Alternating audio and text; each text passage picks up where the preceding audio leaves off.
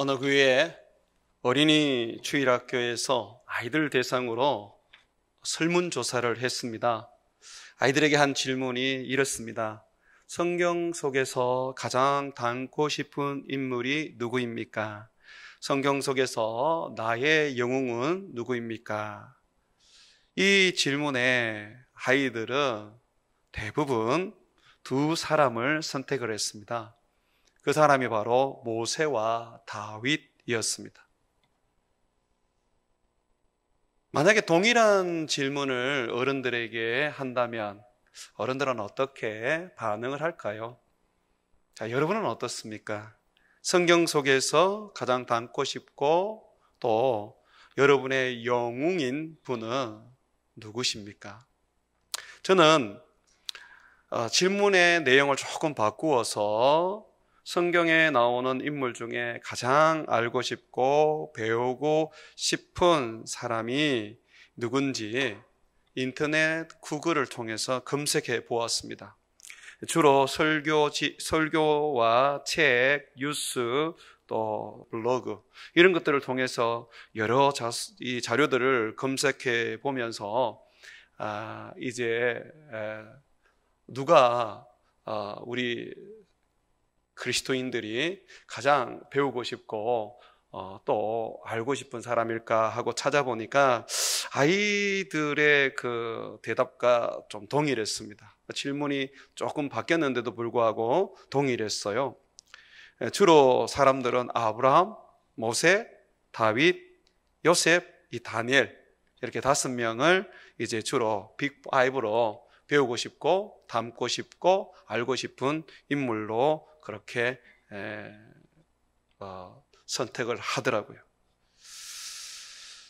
저는 이 아이들의 그 설문조사와 또 구글을 서치하면서 어른들이 어떤 선택한 이 그들이 닮고 싶고 배우고 싶은 사람들을 보면서 마음이 많이 답답했어요. 왜 그리스도인들은 어른이나 아이나 다 한결같이 예수님을 생각지 못할까? 우리의 영웅은 예수님이고 우리가 닮고 배우고 알아가야 할 분이 예수님인데 왜 예수님이 포함되지 않았을까 하는 그런 마음의 힘겨움이 있었습니다. 예수님이 하나님의 아들이기 때문에 제외한 것일까요? 하지만 예수님은 우리와 같은 육신을 입고 이 세상에 오신 분 아닙니까? 우리와 같은 육신을 입고 이 땅 가운데에 태어나시고 사시고 죽으신 분 아니십니까?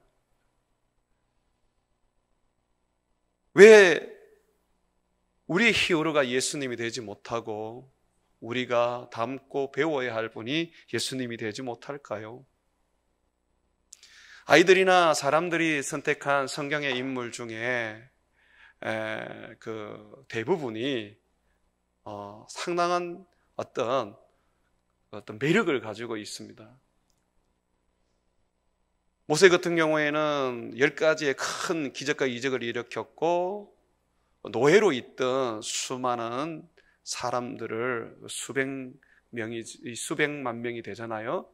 그들을 다 이집트에서 해방시켜서 자유를 주었습니다. 아브라함은 이스라엘이라는 큰 민족을 만들었습니다. 100세의 아들을 낳고 또 하나님의 벗이라는 그런 명예를 얻었지요. 다니엘은 포로로 잡혀갔지만 거기에서 왕 다음의 권력자가 되어서 그 포로 속에서도 그는 나라의 운명을 쥐고 흔들었습니다. 요셉은 어떻습니까? 요셉은 노예였지만 인생 역전을 통해서 그는 이집트의 총리가 되었습니다. 세상 속에서 성공한 사람들, 생상 속에서 인생 역전을 가진 사람들이 우리들의 영웅이 되고 닮고 싶은 인물이 되어 있더라고요. 예수님을 선택하지 않은 이유는 아마 이런 것 같아요. 예수님은 너무 가난한 곳에 태어나시고 너무 고난받으셨고 너무 힘들게 사셨고 급기야는 멸시와 조롱을 받다가 십자가에 못 박혀 죽으셨습니다. 비록 부활하셨지만 하나님의 아들로서 영광스러운 부활을 얻으시고 하늘로 승천하셨지만 그러나 이 땅의 삶은 너무 고난스럽고 너무 처참해요. 그러니 그 예수님을 닮고 싶은 것이 없는 것 같아요.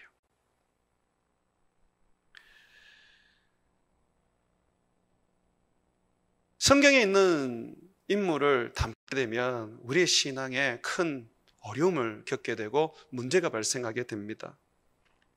어떤 목사님이 간음을 했어요. 그래서 그분을 이제 사람들이 정죄하면서 왜 목사가 그렇게 간음을 하느냐고 그렇게 이제 나무라니까 그 목사가 뭐라 그랬냐면 성경에 아브라함도 첩이 있었고 야곱은 아내가 4명이나 있었고 다윗도 많은 여자들이 있었지 않느냐. 나는 그들을 따라 닮는 신앙의 삶을 살고 있다. 정말 그분의 마음이 그게 진실된 이야기라면 정말 그분은 악한 자입니다. 예수님은 절대로 우리에게 간음을 하지 못하게 했습니다. 예수님은 한 아내를 주신 것이, 한 남편을 주신 것이 아버지의 뜻이라고 분명히 말씀하셨습니다. 왜 예수님의 말씀은 안 듣고 왜 예수님의 삶은 따라가지 아니하고 왜 성경의 아브라함과 왜 다윗과 야곱의 삶을 흠모하고 배우는 것입니까? 우리들은 또 저와 같은 목사들은 지금 성경을 잘못 가리키고 있습니다.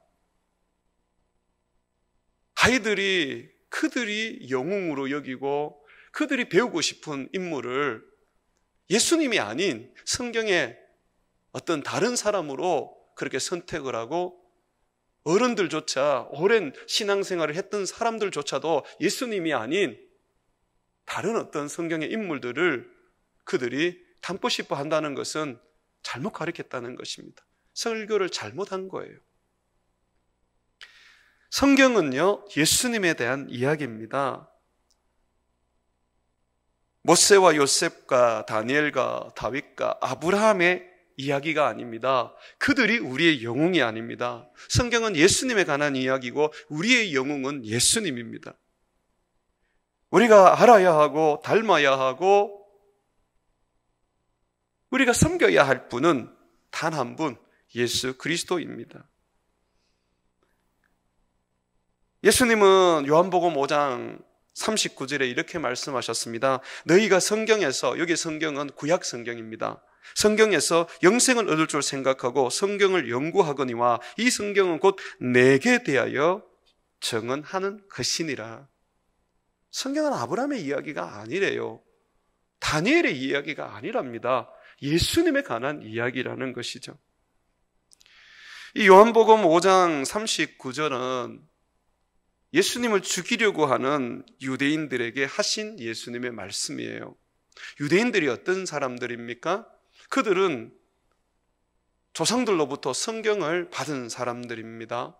아브라함이 그들의 조상이고 요셉이 그들의 조상입니다. 예수님도 그들의 혈통에서 태어났습니다. 바울이 이야기하고 있는 것처럼 유대인들에게는 예배가 있고 하나님의 자녀되는 양자됨이 있고 또 언약이 있고 하나님의 축복이 있는 그런 특별한 민족이죠. 그런데 그들은 예수님을 죽이려고 했습니다. 성경은 예수님에 관한 이야기거든요. 그렇게 성경을 읽고 날마다 안식일 날 회당에 가서 성경을 배우는데도 정작 그들은 예수님을 죽이려고 했어요. 그래서 예수님이 그들에게 말씀하신 거죠. 다시 한번 보시죠. 요한복음 5장 39절. 너희가 성경에서 영생을 얻을 줄 생각하고 성경을 연구하거니와 이 성경은 곧 내게 대하여 정언하는 것이니라. 그러나 너희가 영생을 얻기 위하여 내게 오기를 원하지 아니하는도다. 이 영생을 얻기 위하여 예수님께 안 오고 어디로 갑니까? 아브라함에게 가고 모세에게 가고 성경에 여러 믿음의 인물들에게 가는 거예요. 그들로 꽉 채워져 있으니까 예수님이 그들에게 들어갈 수가 없는 거예요. 그들의 삶과 말이 그들 속에 채워져 있으니까 예수님의 말씀이 그들에게 들어갈 수가 없는 거예요.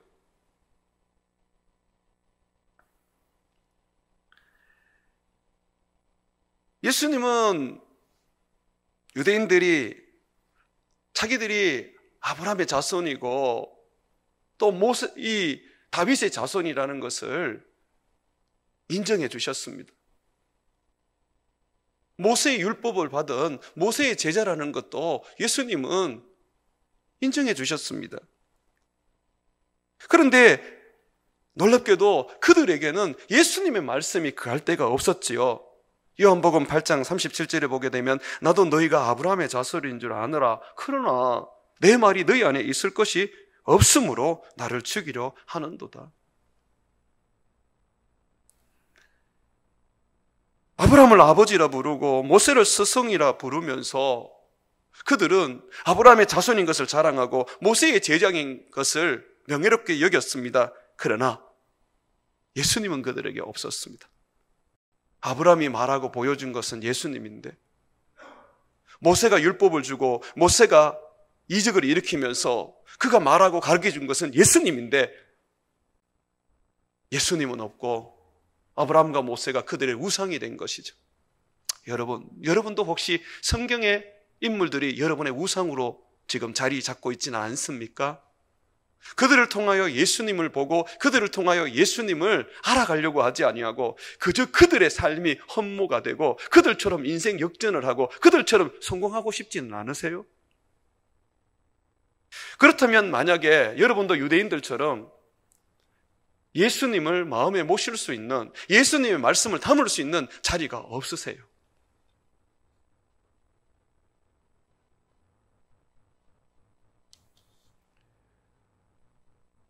오늘날 유대인들의 이 모습이 우리의 모습이 아닌지 예수님 시대의 그 유대인들 예수님을 죽이려 하고 예수님의 말씀을 받아들이지 않고 믿으려 하지 않았던 그 모습이 우리들의 모습이 아닌지 우리는 한번 점검해보고 조심스럽게 돌아보면서 주의해야 합니다. 이단 중에서 하나님의 교회라는 이단이 있습니다. 안식교회에서 나온 이단인데요, 신천지와 거의 상벽을 이룰 정도로 한국에서는 요란하게 그렇게 포교 활동을 합니다. 그런데 많은 교인들이 그게 넘어가요. 뭐 때문에 넘어가느냐면 구약 성경을 갖다 대놓고 여기 봐라 유월절을 지키라 그러지 않느냐, 영원토록 이것이 하나님의 절기라고 말하지 않느냐. 그런데 교회에서 유월절 지키니? 안 지키지. 봐, 성경대로 안 사는 거잖아. 그러면서 사람들에게 혼란을 줍니다. 미혹을 시킵니다. 그러면 사람들이, 예수 믿는 사람들이 듣고 그런갑다 하고 그렇게 믿어버려요. 고린도 교회에는 여자들이 머리에 이 수건을 쓰는데 왜 오늘날 수건을 쓰지 않니? 천주교회는 머리에 수건을 쓰는데 여자들에게 머리에 수건을 쓰라고 말했지 않느냐. 그런데 그렇게 지금 교회들이 지키지 않잖아. 자기 마음대로 신앙생활을 하잖아. 그러니까 문제 있는 거 아니야? 기존 교회는 그러면 그런갑다 하고 받아들여요. 고린도 교회의 여자들에게 머리에 수건을 쓰라고 한 것은 이 머리가 짧았기 때문에 그렇습니다. 긴 머리는 수건을 쓸 필요가 없었어요. 그리고 그 시대의 하나의 어떤 신앙의 덕이었고 문화적인 부분에 있어서 그리스도인으로서 갖추어야 할 아름다운 예의였습니다. 그러나 지금은 어떻습니까? 세월이 바뀌었지요. 조선 말에 한국에 기독교가 들어오고 남녀가 함께 예배당에 모여서 예배 드릴 때 어떻게 예배 드렸습니까? 이쪽은 남자, 이쪽은 여자 그렇게 앉고 중간에 커튼을 쳤습니다. 왜 그렇게 했습니까? 문화죠. 그 시대의 문화죠.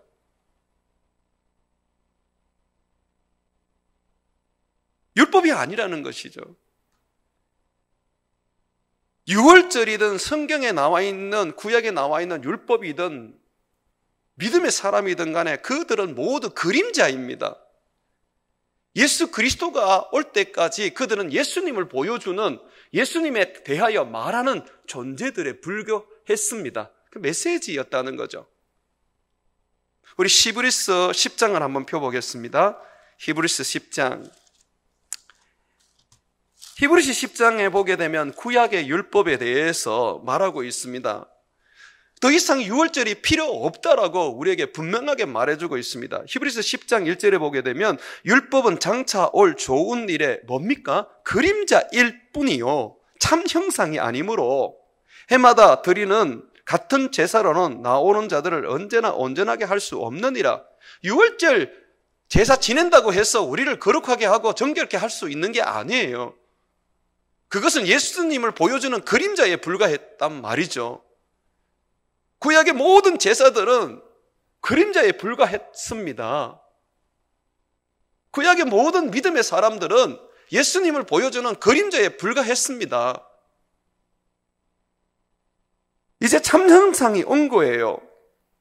성경은 참 형상이 올 거라고 예언을 했습니다. 5절에 한번 보십시오. 그러므로 주께서 세상에 임하실 때에 이르시되, 예수님이 세상에 오실 때에 이렇게 말씀하신답니다. 이게 예언입니다.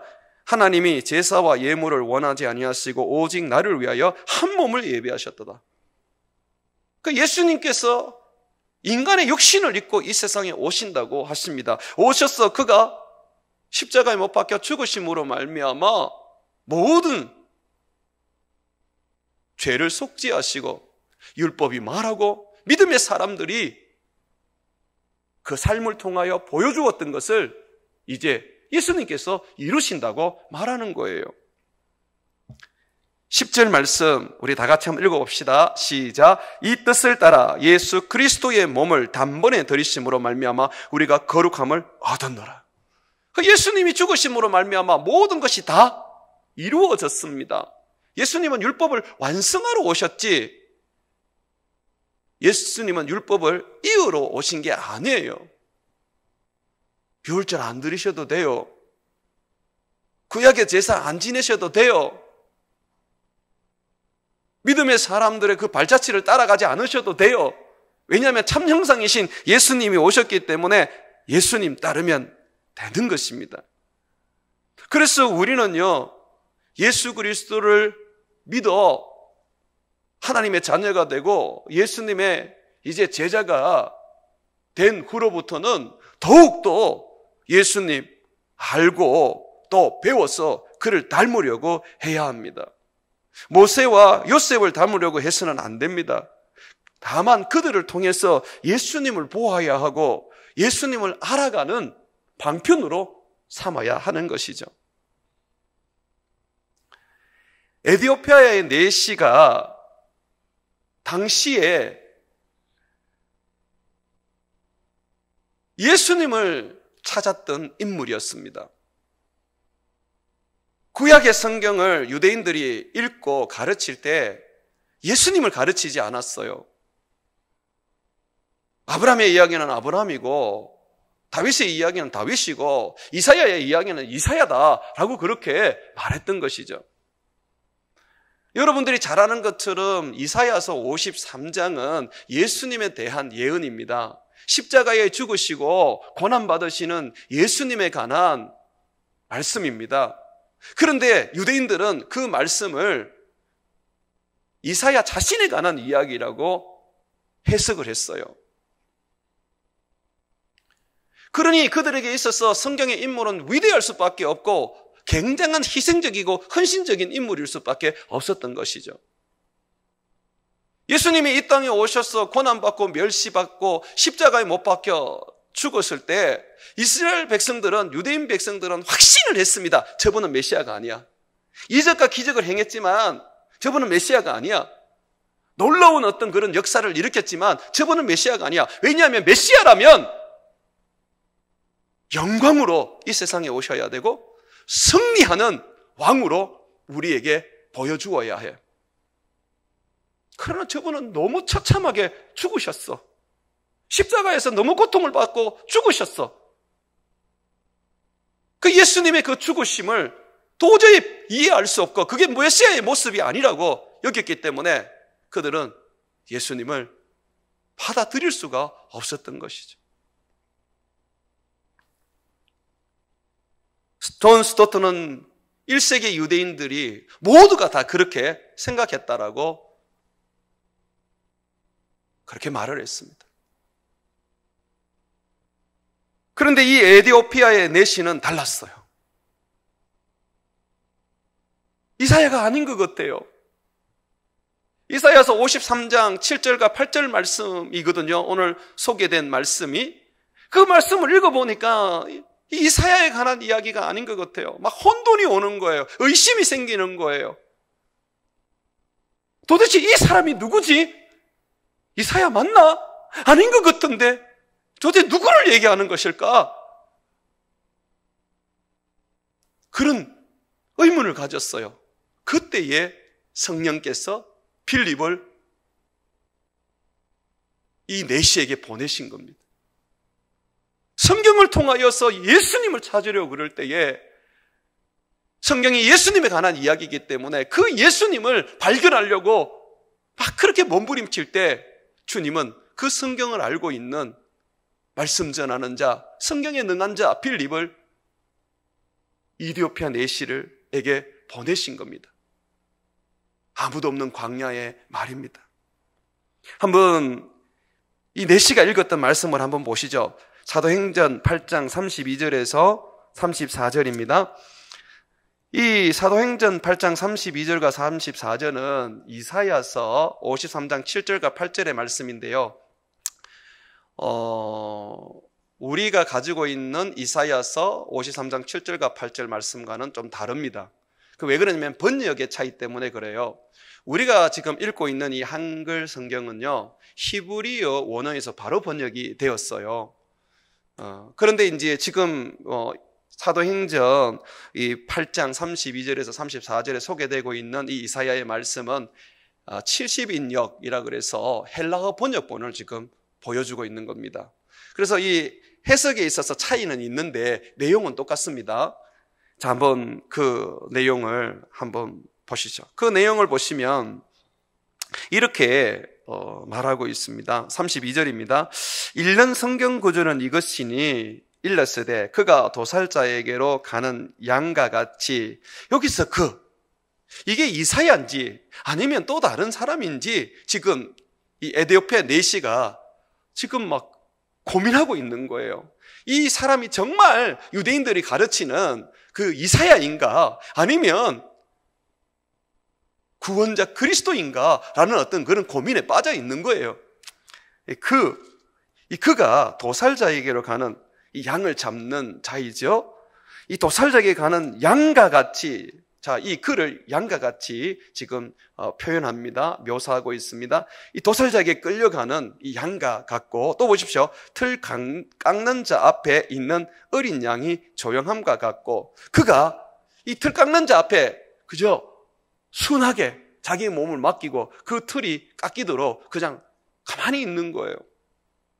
지금 여기 어린 양으로 표현하고 있죠. 하나님 앞에 드려지는 이게 대속 제물입니다. 지금 이 어린 양을 잡아서 지금 틀을 밀고 하나님 앞에 지금 속죄물로 드리려고 지금 하는 거예요. 근데 그 어떤 이 대속물로 그가 자신을 드리고 있어요. 끌려가고 그리고 조용히 저항하지 아니하고 자기의 몸을 바치고 있습니다. 그러면서 33절 보십시오. 그가 굴욕을 당하였을 때 공정한 재판을 받지 못하였으니, 정말 예수님이 그렇지 않습니까? 빌라도가 예수님을 신문했을 때 죄가 없다 그랬어요. 그래서 풀어주려고 했지만 백성들의 대제사장과 장로들과 그리고 사람들이 안 된다고, 그러면 당신은 가이사의 종이 아니라면서 막 그들이 폭동을 일으키려고 했어요. 그래서 이 빌라도가 어쩔 수 없이 대야에 물을 담아서 손을 씻으면서 저 사람의 그 무죄한 피는 너희가 감당하라고, 나는 죄가 없다고 그렇게 하면서 결국 이스라엘 사람들의 요구대로 십자가에 못 박았죠. 공정한 재판을 못 받았어요. 그러면서 여기 보십시오. 누가 그의 세대를 말하리요 그의 생명이 땅에서 빼앗김이로다.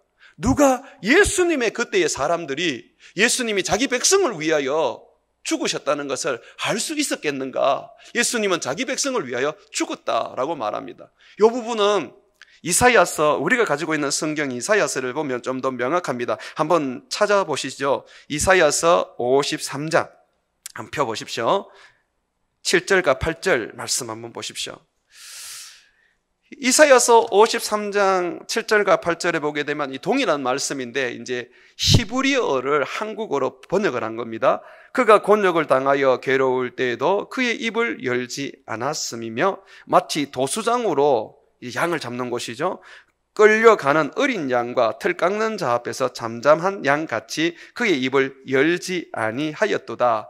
그는 곤욕과 신문을 당하고 끌려갔으나 그 세대 중에 누가 생각하기를 그가 살아있는 자들의 땅에서 끊어짐은, 자 여기서부터 중요합니다, 마땅히 형벌받을 내 백성의 허물 때문이라 하였으리요. 아무도 모른단 말입니다. 예수님께서 이 땅에서 생명을 잃은 것은, 십자가에 못 박힌 것은 자기 백성의 죄, 마땅히 형벌을 받아야 할 그 백성의 죄 때문에 예수님이 대신하여 죽었다고 말합니다. 대속물로서. 이 에티오피아의 내시는 바로 이 어린 양과 같이 자기의 몸을 대속물로 드리고 자기 백성들을 위하여 대신하여 죽은 이 사람 누구냐고 지금 빌립에게 묻는 것이죠. 유대인들이 말하는 것처럼 이사야 자신이냐? 나는 그게 의문스럽다고 그렇게 지금 빌립에게 말하는 것이죠. 그때 빌립이 어떻게 말합니까?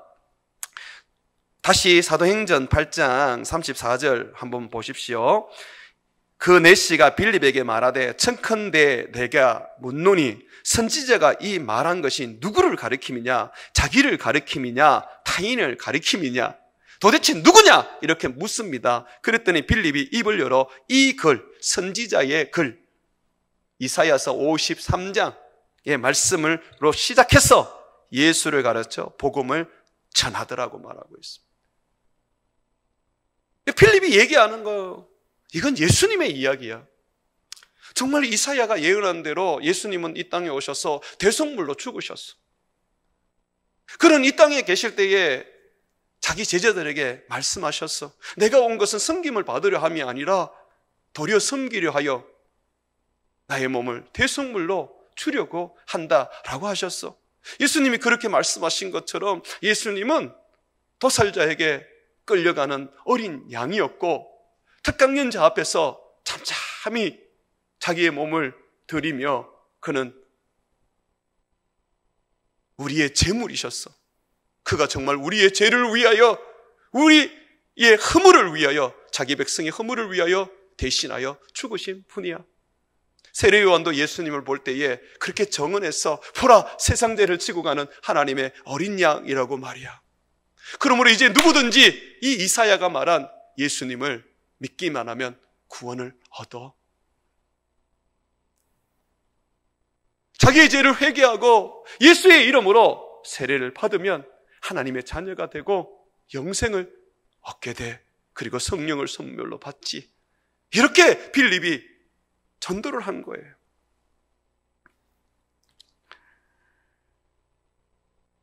내시는요, 성경을 읽으면서 이사야를 보지 않았어요. 이사야가 말하는 그가 또 다른 분이라는 것을 그는 생각했어요. 그래서 그분을 찾으려고 예를 썼어요. 내시에게 있어서 이사야는 영웅이 아니었습니다. 우리의 죄를 위하여 대신 죽을 수 있는 인물이 아니었다는 것을 내시는 알고 있었어요.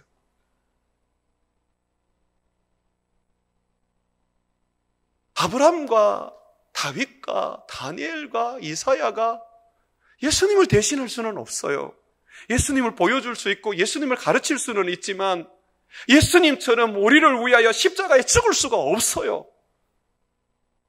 우리가 알아야 되고 배워야 되고 섬겨야 하고 따라야 할 분은 예수님이에요. 그 예수님을 알려고 하고 그 예수님을 찾으려고 하고 그 예수님을 따르려고 할 때에 하나님은 그에게 나타나시는 거예요. 이 교회는 예수님을 찾는 자의 끝입니다. 이 성경은 예수님을 찾는 자의 끝입니다. 하나님을 만나고 싶어하고 하나님을 섬기고자 원하면서도 예수님을 찾고 예수님을 따르지 않으면 절대로 하나님을 만날 수 없고 하나님을 섬길 수 없어요. 하나님 아버지를 만나기를 원한다면 반드시 예수님을 찾아야 돼요. 예수님을 만나야 돼요. 요한복음 14장 6절과 7절에 보게 되면 내가 길이요 진리요 생명이니 나로 말미암지 않고는 아버지께로 올 자가 없느니라고 말씀하셨어요. 너희가 나를 알았다면 내 아버지도 알았으리요 라고 말씀하셨어요.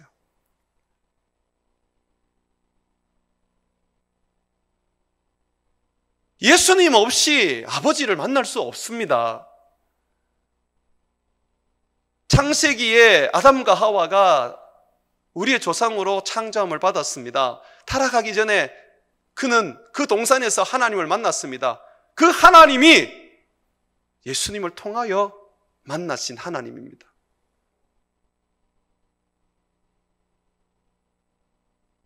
예수님은 어느 날 갑자기 등장하신 분이 아닙니다. 그분은 영원 전부터 계셨던 분입니다. 그래서 성경은 예수님을 말씀이라고 소개합니다. 세상을 창조할 때 빛이 있으라고 말씀하신 분이 누굽니까? 예수님 아닙니까? 그 말씀이 하나님과 함께 계셨고 그 말씀이 육신을 입고 이 세상에 오신 거 아닙니까? 에덴 동산에서 아담과 하와가 만난 분은 예수님입니다. 아버지는 예수님을 통해서 자신을 드러내셨고 자신의 말씀을 전해주셨습니다. 예수님은 그런 가운데 한 번도 자기 자신을 드러내거나 나타내신 적 없지요. 항상 아버지의 이름으로 아버지의 영광을 드러내셨지요. 아브라함이 만난 하나님이 누굽니까? 예수님이에요. 성경은 내게 대한 이야기라고 말씀하고 있는 것이죠. 그러므로 우리가 정말 하나님을 만나고 하나님을 섬기기를 원한다면 반드시 예수님을 찾아야 하고 반드시 예수님을 따라야 하는 것입니다. 에디오피아의 내시처럼 성경을 읽을 때에 이사야의 말씀을 읽을 때에 이사야를 보는 것이 아니라 예수님을 봐야 하는 것이죠.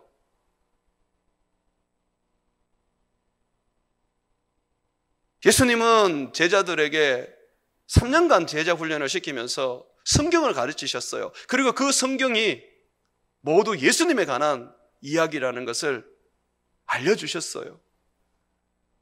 그래서 제자들은 구약 성경을 읽으면서 유대인들이 해석했던 것처럼 거기에서 아브라함을 배우고 모세를 배우고 다니엘을 배운 것이 아니라 예수님을 배울 수가 있었습니다.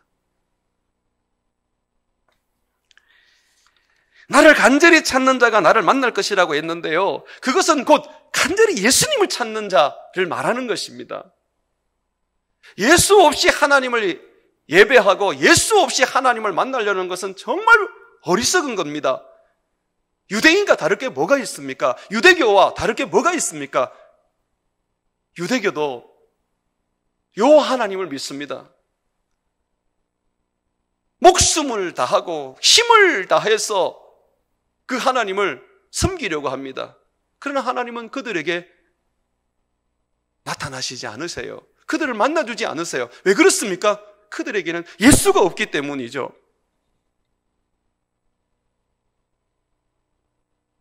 요한은 이렇게 증언합니다. 요한 1서 5장 12절에 아들이 있는 자에게 생명이 있고 하나님의 아들이 없는 자에게는 생명이 없느니라. 아들이 있어야 되는 거죠. 아들을 통하지 아니하고는 아버지를 만날 수가 없어요. 섬길 수가 없어요. 하루는 빌립이 예수님께 아버지를 보여달라고 했어요. 그랬더니 예수님께서 빌립아, 내가 이렇게 너희와 오랫동안 있었는데 왜 아버지를 보여달라고 하느냐? 너희가 나를 정말 알지 못하냐? 나를 본 자는 아버지를 보았거늘 어찌하여 아버지를 보이라 하느냐? 아버지가 내 안에 거하고 내가 아버지 안에 거하는 것을 네가 정말 알지 못하느냐? 내가 지금 이 말하는 것이 내 스스로 말하는 거냐? 아니면 내 안에 계시는 아버지가 나를 통하여 말씀하시는 거냐? 아버지가 자신을 보여줄 수 있고 예수님을 통하지 아니하고 우리를 만날 수 있다면 직접 나타나셨겠죠. 아버지는 아들을 통하여 우리에게 임재하십니다. 우리를 만났습니다. 하늘의 모든 신령한 복과 구원을 아들을 통하여 주십니다. 그래서 아들이 있는 자가 생명이 있고 아들이 있는 자가 구원을 얻는 것이죠. 그러므로 우리는 아들을 믿고 또 그 아들을 알고 그 아들을 배우며 그 아들을 따르려고 몸부림쳐야 해요. 그것이 하나님이 우리에게 요구하시는 삶입니다. 선교가 우선이 아니에요. 교회 봉사가 우선이 아니에요. 하나님의 아들을 알고 그 하나님의 아들을 닮고 그 하나님의 아들을 따르는 것이 우선이에요. 제자는 예수님을 따르는 사람이 제자입니다. 따르다 보면 봉사하게 되는 것이고 따르다 보면 선교하게 되는 것이고 따르다 보면 주님이 원하는 삶을 살게 되는 거예요. 예수님 없는 봉사, 예수님 없는 선교가 무슨 의미 있습니까? 그것이 여러분의 공로에 불과할 뿐, 그게 무슨 하늘에 하나님께서 받으시는 우리의 산재물이 되겠습니까? 주님이 원하시는 유일한 재물은요, 오직 예수 그리스도입니다. 그리스도가 아니면 어떤 것도 우리 주님은 받지 않으세요. 예수님은 말씀하셨어요. 요한복음 12장 44절과 45절에 예수님께서 외쳐 이르시되 나를 믿는 자는 나를 믿는 것이 아니요 나를 보내신 이를 믿는 것이며 나를 보는 자는 나를 보내신 이를 보는 것이니라. 너희가 나를 믿냐? 아버지를 믿는 거야. 너희가 나를 보냐? 너희가 아버지를 보는 거야. 너희가 나를 만났어? 아버지를 만난 거야 하고 말씀하고 계십니다. 그래서 바울은요, 자기 인생에 있어서 예수님을 알고 예수님을 배우고 예수님을 따르는 것을 인생의 가장 근본으로 최고의 삶의 목적으로 삼았습니다. 그는 선교사였고 곳곳에 교회를 세운 개척자지만 그러나 선교보다 교회를 개척하는 것보다 그는 예수님을 알고 따르는 것을 가장 중요하게 여겼습니다. 빌립보서 3장 7절과 9절에 보게 되면 바울이 이렇게 고백합니다. 무엇이든지 내게 유익하던 것을 내가 그리스도를 위하여 다 해로 여길 뿐더러 또한 모든 것을 해로 여김은 내 주 그리스도 예수를 아는 지식이 가장 고상하기 때문이다. 예수님을 아는 지식, 예수님을 배우고 예수님을 따르고 예수님을 섬기는 것이 그에게는 최고의 삶의 가치였습니다. 내가 그를 위하여 모든 것을 잃어버리고 배설물로 여김은 그리스도를 얻고 그 안에서 발견되려 함이니 내가 가진 의는 율법에서 난 것이 아니요 오직 그리스도를 믿음으로 말미암은 것이니 곧 믿음으로 하나님께로부터 난 의라. 내 의는 봉사가 아니고 내 의는 선교도 아니고 내 의견은 순교도 아니다. 예수를 믿는 믿음이다 라고 말합니다. 그렇기 때문에 나는 날마다 예수님을 알아가고 예수님을 섬기고 그분을 따르며 나는 그분에게 붙어 있기를 원한다라고 해요. 오직 의인은 어떻게 삽니까? 믿음으로 사는 거잖아요. 그런데 왜 자꾸 믿음을 봉사하는 거라고 생각하고 선교하는 거라고 생각하고 무슨 선을 행하는 거라고 자꾸 그렇게 변질을 시키세요? 믿음이라는 것은 예수 그리스도, 내가 그분을 의지하고 그분을 찾고 그분을 따르는 거 아닙니까? 그게 믿음이잖아요. 그 믿음에서 우리는 하나님 앞에 헌신하게 되고 하나님 앞에 봉사하게 되고 하나님을 위하여 내 모든 것을 드리게 되는 거잖아요. 나의 의로 어떻게 하나님 앞에 나갈 수 있습니까? 나에게 주신 새로운 의, 예수를 믿는 그 의로 나가는 거 아닙니까? 베드로는요, 자기의 설교의 편지를 성경에 남겼습니다. 베드로 전서 후서가 바로 그 성경의 편지인데, 이 베드로가 쓴 설교 편지인데요. 이 베드로가 이 베드로 전서 후서를 쓰면서 제일 마지막 이 베드로 후서에 가장 중요한 어떤 그런 권면을 성도들에게 이렇게 썼습니다. 마지막 끝에 이제 쓴 거예요.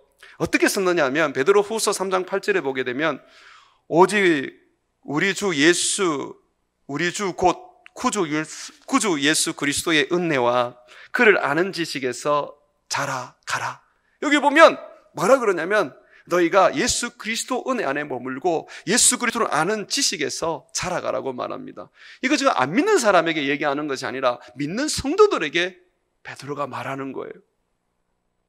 너희는 항상 예수님의 은혜 안에 있고 예수님을 아는 지식에 너희는 있어야 한다라고 말합니다. 그것이 언제까지요? 영광의 날까지. 영광의 날까지. 주님 오시는 날까지 우리가 해야 되는 것이죠. 이 에디오피아 내시가 예수님을 간절히 찾았던 그 이유를 우리가 결론적으로 보게 되면요, 죄로부터의 구원이었습니다. 영원한 생명이었습니다. 여러분 한번 보시죠. 35절입니다. 필립이 입을 열어 이 글에서 시작하여 예수를 가르쳐 복음을 전하니, 그죠? 이 자기가 그 고민하고 있고 자기가 막 이렇게 그 어떤 의문을 가지고 있던 이사야서 그 53장의 말씀을 가지고 빌립이 이제 예수님을 전합니다. 딱 전하니까 지금 이 내시가 어떤 반응을 합니까? 36절 보십시오. 길 가다가 물 있는 곳에 이르러 그 내시가 말하되 보라 물이 있으니 내가 세례 받음이 무슨 끄리낌이 있느냐. 이 내시는 그리스도의 복음을 듣고 가슴이 뜨거워졌습니다. 그리고 적극적으로 빌립에게 말했습니다. 네가 말한 것처럼 난 세례 받고 싶다. 나는 내 죄를 주님 앞에 회개하고 돌이켰다. 여러분, 이 회개할 때에 보십시오. 내시가 울었습니까? 맨날 며칠을 막 고민하면서 그 어떤 죄에 대해서 애통했습니까? 아니잖아요. 설교를 듣는 순간에 그는 그 자신이 죄인인 것을 인정하고 주님께로 마음을 돌려버렸습니다. 여러분, 그게 회개예요. 울고불고 한다고 해서 그게 회개가 아닙니다. 울고불고 하면 뭐합니까? 사는 삶은 똑같이 살아가는데 돌아서지 않는데, 회개라는 것은 돌아서는 겁니다. 예수님께로. 나는 이제 예수님께로 돌아섰어 라고 말합니다. 그러니까 내가 무슨 끄리낌이 있겠어. 세례 받는데 나 이제 세례 받고 싶어. 나 구원을 확증받고 싶어. 예수의 이름으로 죄 씻음 받고 나는 성령을 받고 싶어 라고 말하는 것입니다. 내시는 결코 예수님의 복음 앞에 주저하지 않았어요. 죄를 붙잡고 놓지 못하는 그런 힘겨운 씨름도 하지 않았어요.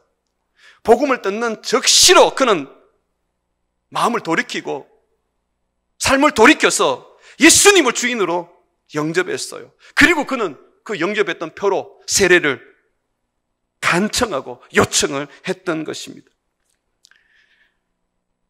우리 성경에는 지금 37절이 비어 있잖아요. 그런데 다른 히브리 사본에 보면 이렇게 되어 있습니다.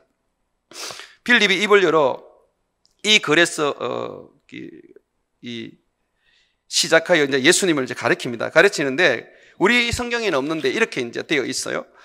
빌립이 말하였다. 그대가 마음을 다하고 믿으면 세례를 받을 수 있다. 그때에 내시가 대답하였다. 나는 예수 그리스도가 하나님의 아들이심을 믿노라. 많은 사람들이 예수님께 나오는데 영생을 얻기 위하여 나오지 않습니다. 예수님께 10 문둥병자가 나와서 고침을 받았는데 그 중에 사마리아 문둥병자 고침을 받은 그 사람만이 예수님을 따랐습니다. 나머지는 고침을 받고 다 세상으로 가버렸습니다. 영생이 필요 없었어요. 병고침이 필요했지. 또 어떤 율법 교사는 예수님께 나왔는데 자기를 옳게 보이려고 예수님과 논쟁을 했습니다.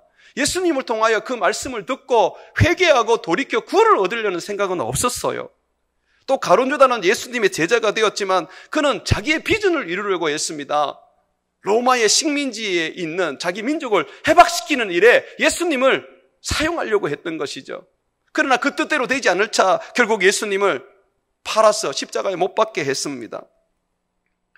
예수님께서 광야에서 오병이어의 기적을 일으키면서 수많은 사람들에게 떡과 물고기를 먹게 해주었을 때 사람들이 많이도 예수님을 따랐습니다. 그러나 예수님은 아셨습니다. 그들이 영생을 얻기 위하여 따라오는 것이 아니라 그들이 떡을 먹고 고기를 먹어서 배불러서 따라오는 거라고요.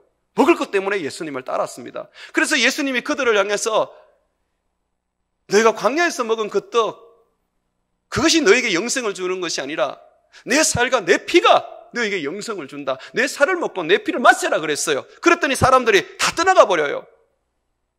예수님께 영생을 원하는 게 아니에요. 부자 청년도 율법을 지키고 계명을 지켰지만 그러나 그는 예수님을 따르지 못했습니다. 재산 때문에, 자기가 가진 물질 때문에 예수님을 섬기지 못했습니다. 그런데 왜 예수님께 나왔습니까? 예수님께 나오는 사람은 영생을 얻기 위해서 나오는 겁니다.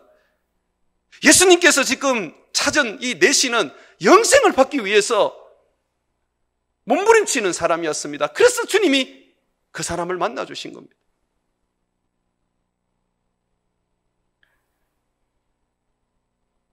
예수님의 70인 전도대가 나가서 귀신을 쫓아내고 많은 어떤 능력을 행하면서 이 사단을 무찌르면서 복음을 전했습니다. 많은 사람들이 예수님을 믿게 되었어요. 그래서 그들이 와서 막 예수님께 예수님, 귀신들이 우리에게 항복합니다 하고 막 자랑했을 때 예수님이 이렇게 말했어요.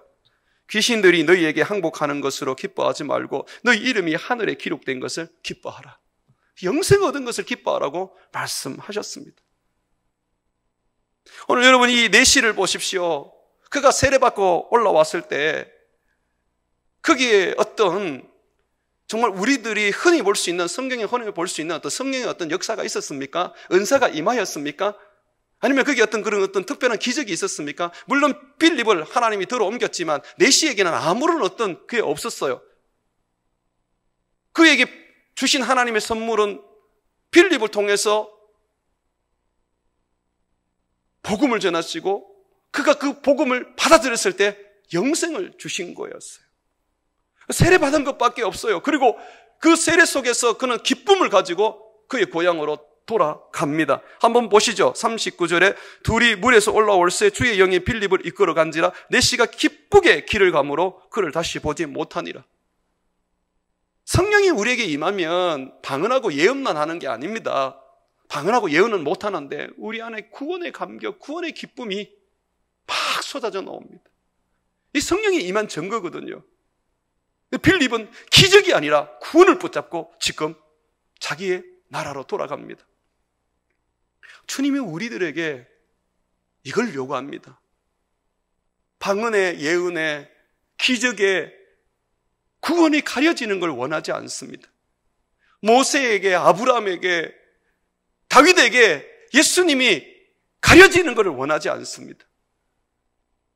우리에게는 오직 예수님, 그분이 우리의 구원자이시고 그 예수님이 우리에게 주려고 하시는 것이 영생이라는 것을 우리가 알고 그것으로 말미암아 기뻐하며 우리의 길을 걸어가며 기쁘게 살아가기를 원하는 것입니다.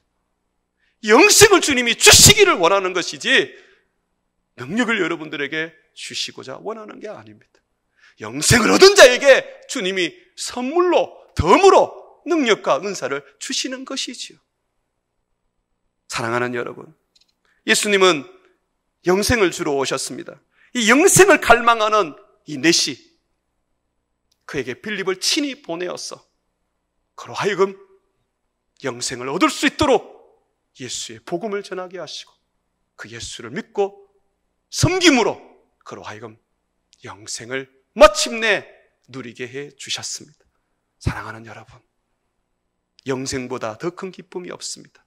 여러분의 인생 속에서 주님이 주신 영생을 부여잡고 감격해하며 내가 비록 가난해도 병들어도 성령의 능력이 없다 할지라도 내게 주신 영생으로 인하여 기뻐하며 여러분에게 주어진 이 힘든 코로나 시대를 잘 이겨내시기를 주의 이름으로 축원을 드립니다.